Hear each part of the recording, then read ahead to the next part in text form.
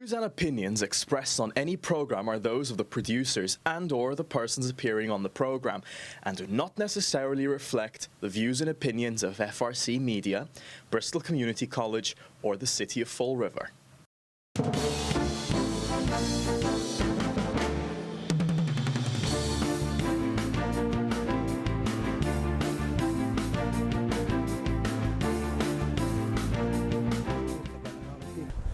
Welcome for one more show of the Table Topics. John, take it away. Welcome. Yeah, another episode of Table Topics. What is it? I'm trying to think. We're out of the house, we're out of the computers, Yeah, out of the phones. Great, we're actually great location. outside today. Yep, great location. Before I forget, thank you, Steve, for making this possible and be behind the cameras. Yep. And thank everybody else that will be sharing and putting on Facebook and all this stuff. Yeah, so exactly. We're looking out. John. It's not hot.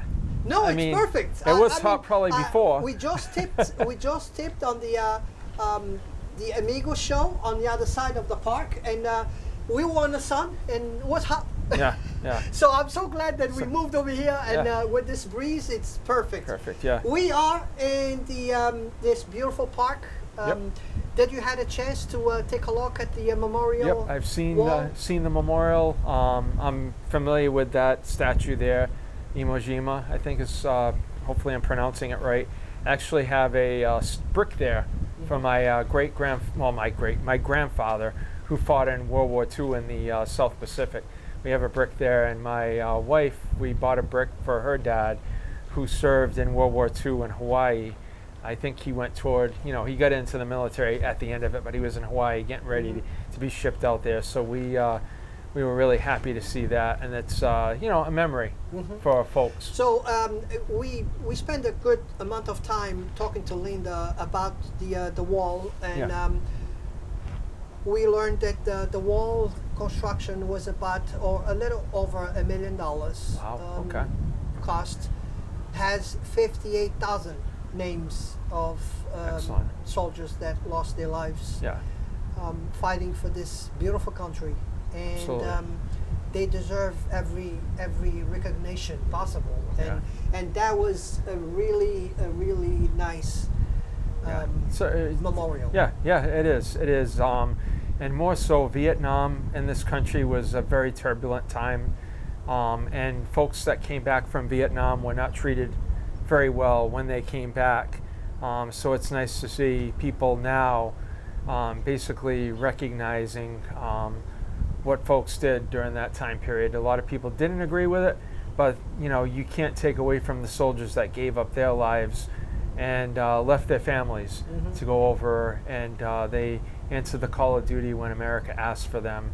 And again, they were treated very poorly when they came back, and that's a very sad part. It was a tough war. Yeah, it was. It was a tough war. It was, but again, the folks that go there have no way of saying no, I'm not doing that. We had a draft back then, so people were required to go. And again, well, we know a few people that found an excuse not to go. Yeah, well, you're always going to find that. Yeah, but like I said, it's I'm just glad now that this is being memorialized here in Fall River, and it's great to see that in D.C. It's very impressive when you go down there. Did you already went the one in Yeah, DC? I've seen the one in D.C. So they say this one, it's 80% of the size of D.C. Yeah, the D.C. one is a lot higher, you know what I mean? So it's kind of, it's in D.C., so it's, you know, but this is very impressive when you come here. I'm really pleasantly surprised. It looks awesome. There are some areas here too that you can go sit in the shade on these chairs that are in memorial to servicemen, and I just think it's great. This park pretty much became like a ground for veterans. Yeah. Because we have a Korean memorials in here for different wars. Yeah. Pretty much, yeah. And I think they're working on a blueprint of moving the battleship here. Oh, wow. I don't know if you heard that. Yeah, no, I had a few people already mention that to me. Yeah. Because it will make more sense to have the battleship here, docked here on this park, that actually we're not too far from. It's just a walk, not a bad walk, on a bike walk. You can just get there. Yeah. But kind of makes sense because Yeah. what you have over there is more like It's a World War II. it's a state pier. Yeah.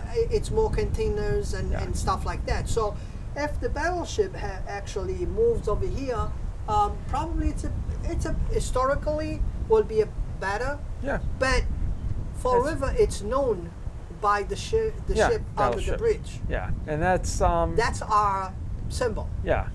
I mean, We will lose that it's symbol. I think, well, I just think this is kind of a solemn place. When you look around, it's peaceful. Whereas if you have the ship and then you got a lot of chaos, Yeah. you know what I mean? I think this is great to have it separated. Yeah. And if you go to Washington, a lot of the memorials are separated in different areas. Makes so people yeah, want just more think. and Yeah, just think travel about from one the place to another. sacrifice that service members have given to this country over the years. You know? Yes, and to all of them out there, you know, we have quite a few Yeah. veterans, you know, in our community. Yep. Some of them from the Vietnam. Yep. I could not ever thank enough Joe Cavallo. Yeah. What became like a brother to me, Yeah. and amazes me the stories that he tells me about his experience, Yeah. which it's not pleasant, but Yeah. it's quite interesting stories that Yeah. he mentions all the time when he has a chance to be Yeah, to together talk, with yeah.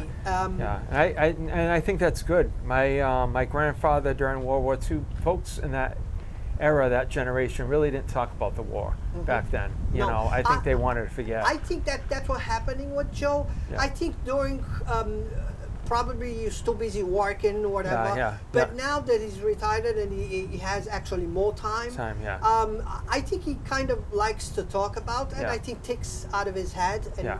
out of his system Yeah. when No, when he can share a story Yeah. about the war. Yeah, no, and I'm not saying that's a bad thing. I think that's a good thing. I just think the World War II generation was the greatest generation. You hear that, and yeah, it was just a different way of life back then. People are a lot more stoic, and you know, they went through they went through the Great Depression, most of them. So you know what I mean. They just have a different outlook on everything. Yeah. So yeah, that I didn't mean anything wrong Nope. to it. I think it's nice to tell people so people know how it was, Yeah. how it No. is to go to No, war. it's nice you for know? us to learn. Yes, absolutely. Because not every war is the same. Yep. And that one was bad. Was Yeah. a bad war. So Absolutely. thank you, Joe, again. Love you, brother. Yeah. And he's my older brother. I call him my oldest brother because I'm the oldest one. Yeah. So he's my older brother. Yeah, And there you go. I met him by a phone call. Somebody put Joe's name on a piece of paper. Cool. When I was putting the board together, when I pick up the Fleet neighborhood board, and I called Joe, and automatically on my first phone call with him, which is easy for me, I kept him on the phone for half an hour, and then we really hit.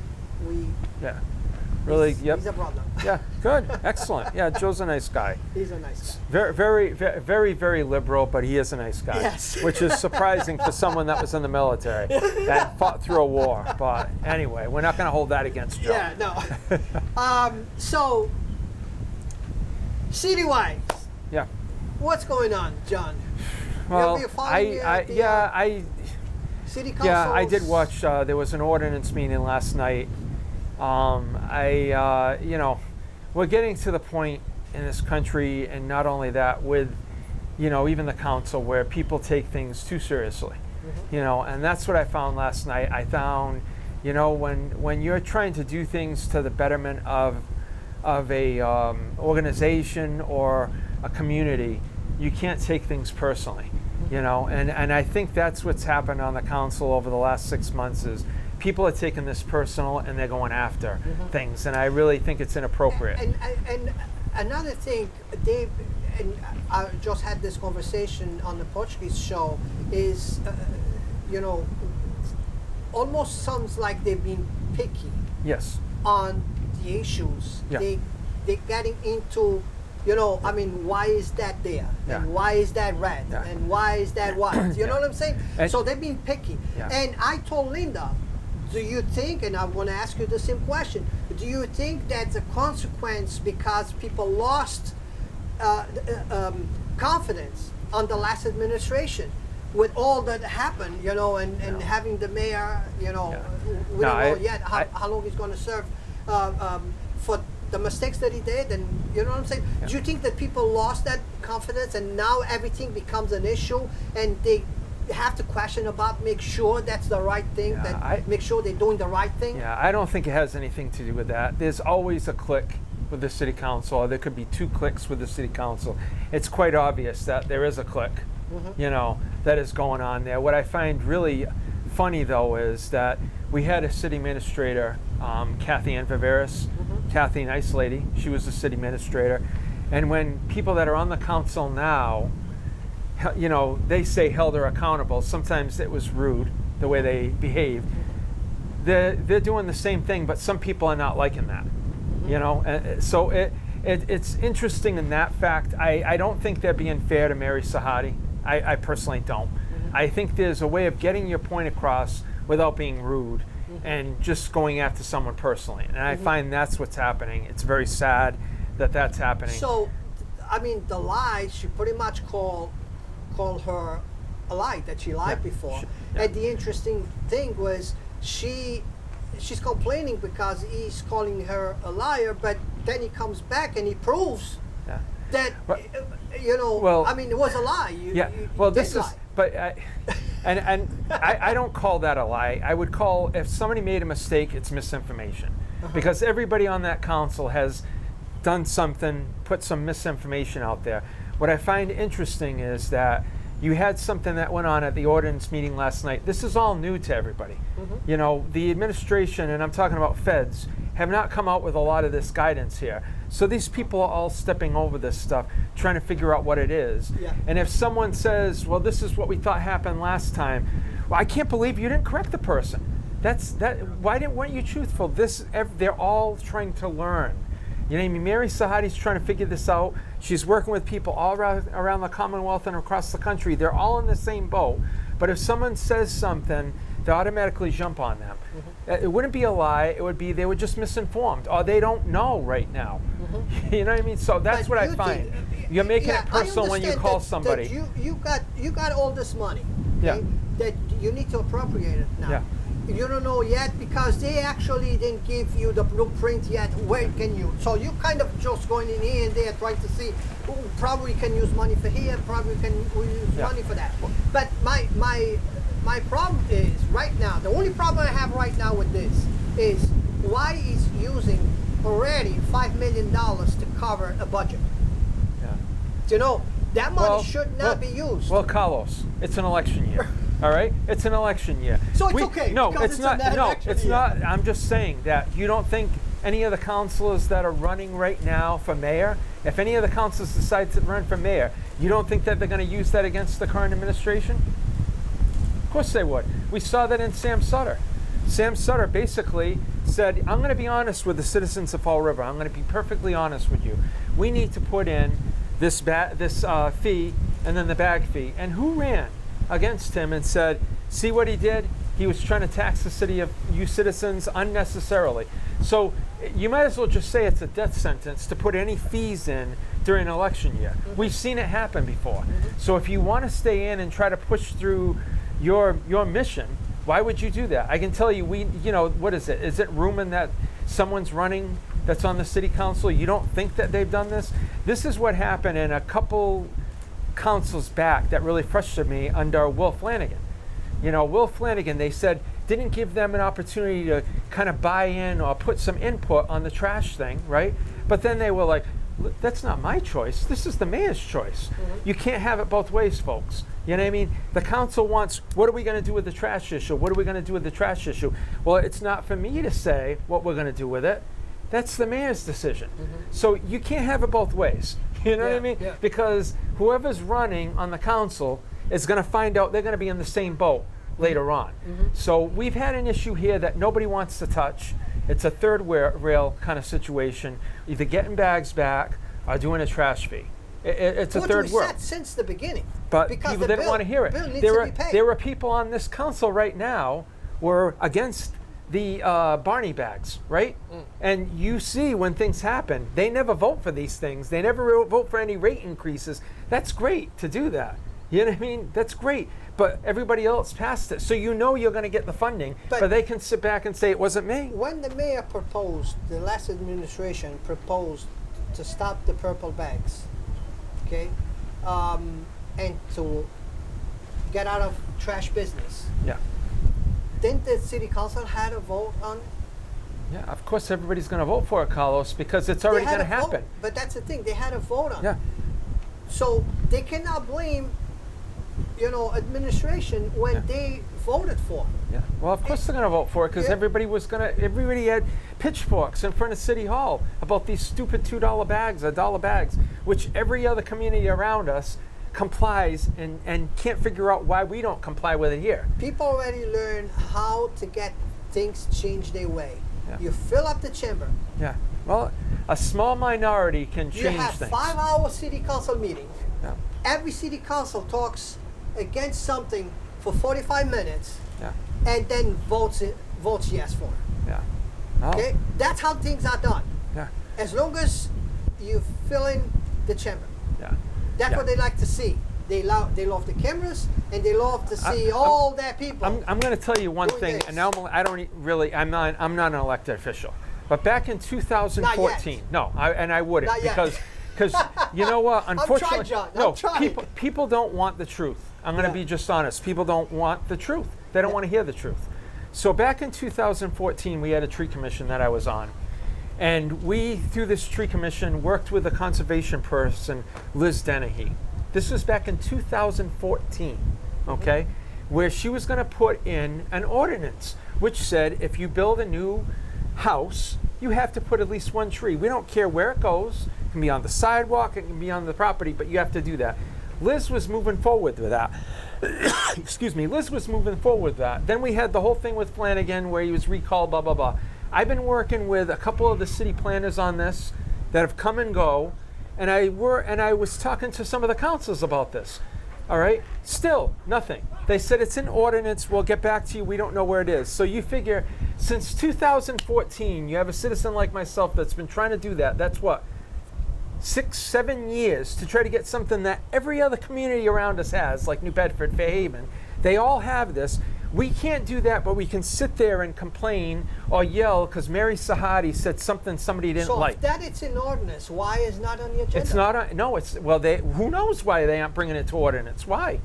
Who knows? But it is waiting ordinance to Yes, put on the agenda. yes, we just started having meetings. If you notice, Councilor LeBeau was the head of this. She just started having ordinance meetings. Prior to that, we didn't have them go on. So did you request it to put it back on the agenda? I've talked to a counselor on there, Yeah. and I heard from her about 2 weeks ago. I spoke with her, never heard anything back yet. Okay. So this is the thing. This is something easy that is going to be really a benefit to them. So you won't have these developments like the one on the Tiverton border, all right? That they had these problems. The people were going in there. What are you going to do? If we would have had this established, they wouldn't have got all these phone calls, right? And had to make all these promises to these people Yep. that they couldn't meet, which they know they can't everything meet. that's easy seems easy to us to do, like putting up a stop sign that somebody knock it down. Yeah, but Carlos, I tried to put Carlos, a stop on the sign that it had to be into a study. 7 years. 7 years. No, that 7 don't take years. that long. Talk 7 3 years weeks to put a because tree somewhere. Somebody run out of the and had a second Yeah, accident. but you know? this is That's not. why it was easy to This do. is not the first time because I was before the council one time, and we were trying to get some kind of zoning things put into ordinance. I even wrote the thing up for them, and we had the old judge, the old solicitor of whatever, and they just didn't want to move forward with it. So the thing is, say you're not going to move forward with it.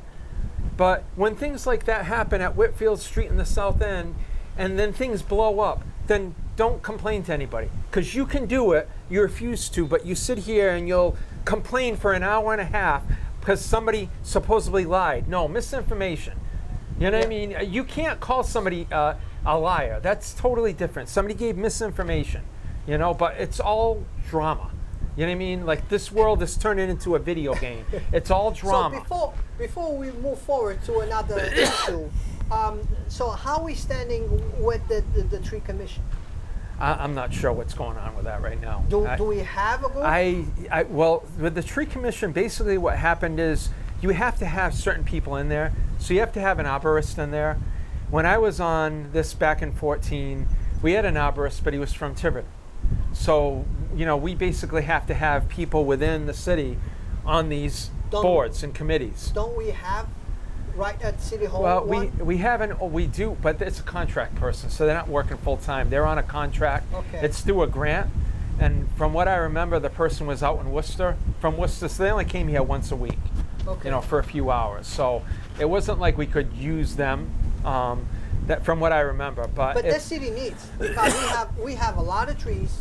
We have dead trees. Yeah. We need trees that needs treatment. We need trees that needs to be removed. Well, we have a group. All right, we have a group that's out there that has done this for probably 15, 20 years, that have basically fundraised to plant trees. The city of Fall River has admitted they don't plant any trees. That was the Fall River Tree Planting Committee that has done that by raising funds, having clam boils, this, that, and the other thing. Here's my idea for some of this money. Yeah. This money needs to be used where it's one time, Yeah. and to use something that will never happen if we didn't get it. Yeah. Exactly. Okay? That's what this money is supposed to go to. Exactly. So to me, I will get every sidewalk on the city that's lifting because of tree roots, Yeah. okay, and fix them. Well, it's not only tree roots, Carlos. Some of the sidewalks have just torn up because of wear.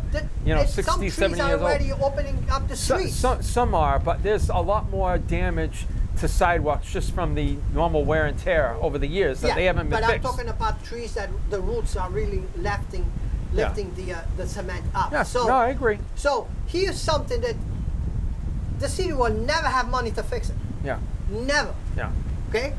So even if they get fixed, it's going to be through a water department when the pipe needs to be replaced on that location, and they fix the sidewalk. yeah. That's the only time that's going to happen. Well, okay? But that's what I'm saying, that's what we should be looking for. Yeah. It's to apply money in places that's going to be once and forget about it. Yeah. Another thing too is, another idea that I think that money should be used is, every town you go, every city you go, you see these covers for bus stops. Yeah. Number one, we don't have them in the city. Number two, we could be raising money with it. So if we use some of this money to place those things around the city on bus stops, now the city can actually make money with advertisers on the sides and on the back of these things. Well, that's a good idea. Contact Councilor Peckham. He's on this committee. That's one-time money that will never happen if we don't get this money. Yeah. That's what I'm thinking. Not to cover up for a bill that we're supposed to be paying. Yeah. Well, I think the CARES money was a little different, Carlos, in the instance that it was, you know, you could pay people that worked during the pandemic. It was a totally different fund of money. You know, some of the money was only for COVID, so it's like masks. Well, if people aren't wearing masks anymore, what can you do with that money? Mm-hmm. So there are certain restrictions on that, and they're still trying to put that together. But there is a committee, I believe Natalie Mello from Bank Street is on that. Chris Peckham's the city council person.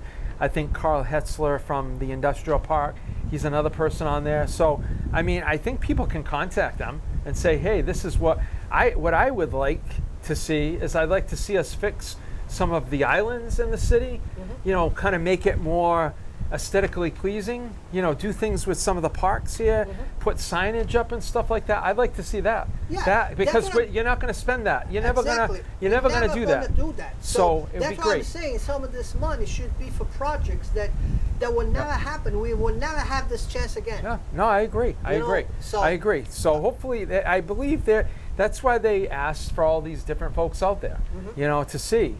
I mean, I know what was brought up at the council meeting. Well, the people on that committee are looking out for their interests. Well, all the councils would be looking out for the benefit of their area too, right? Well, it doesn't matter who you're going to put there. Sure, they're always going to push.